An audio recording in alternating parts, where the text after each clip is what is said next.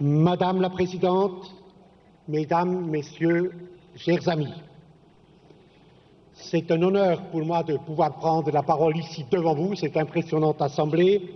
Je voulais remercier Madame Rachavi, Madame la Présidente du CNRI, de faire honneur à notre ville, honneur à notre République par sa visite. C'est pour la population.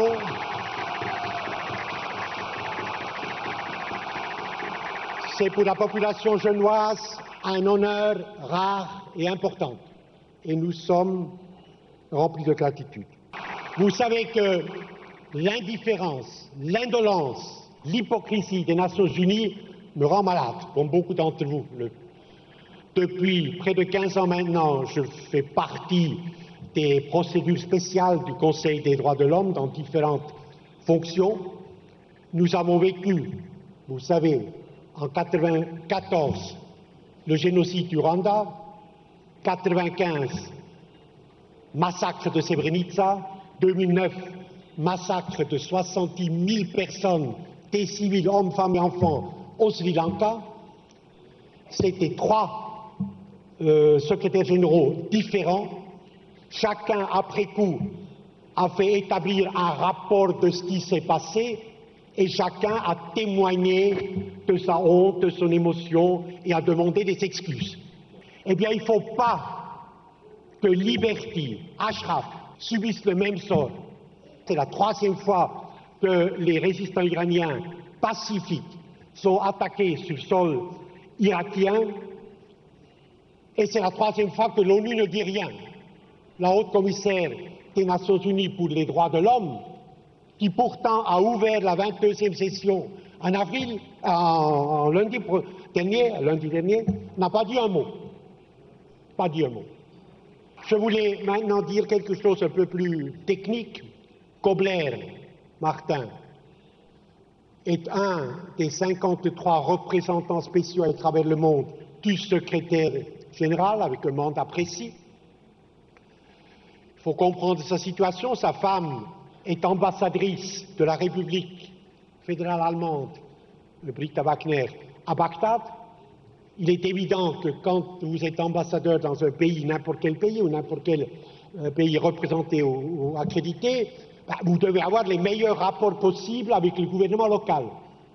Et donc, évidemment, Mme Wagner fait tout pour ne pas fâcher Maliki, pour se montrer le plus accommodant possible. Et donc, son mari, pour ne pas gêner la carrière de sa femme, est normalement entraîné dans la complicité, mais cette fois-ci meurtrière, de cette politique de politesse, de complicité active avec un Premier ministre qui n'est autre que laquais pur et simple des mollahs de Téhéran.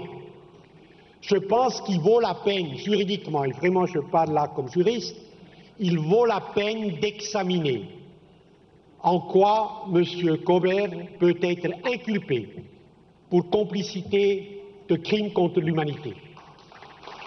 C'est une procédure.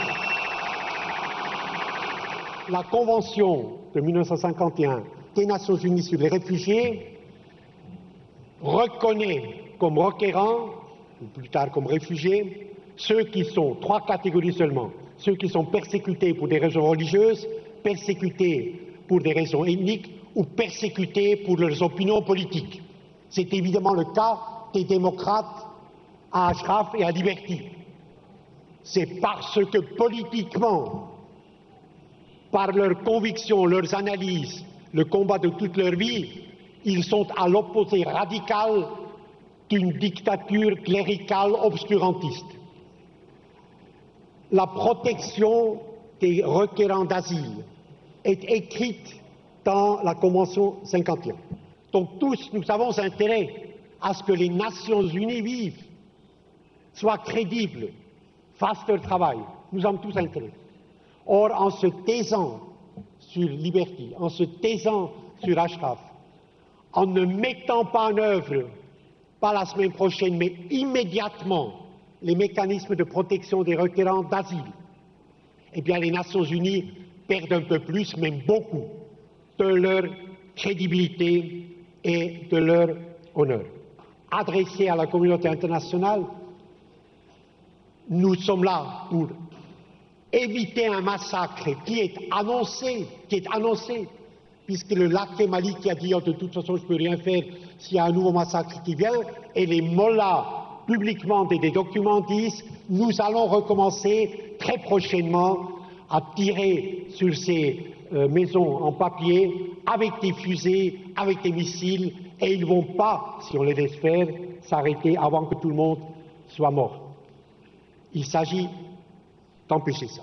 Ma remarque personnelle est une remarque de gratitude profonde et d'admiration pour les résistantes et résistants iraniens sur le sol irakien.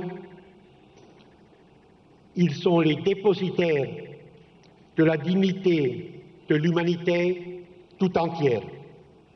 Il faut qu'ils vivent pour conduire demain la révolution victorieuse en Iran. Je vous remercie.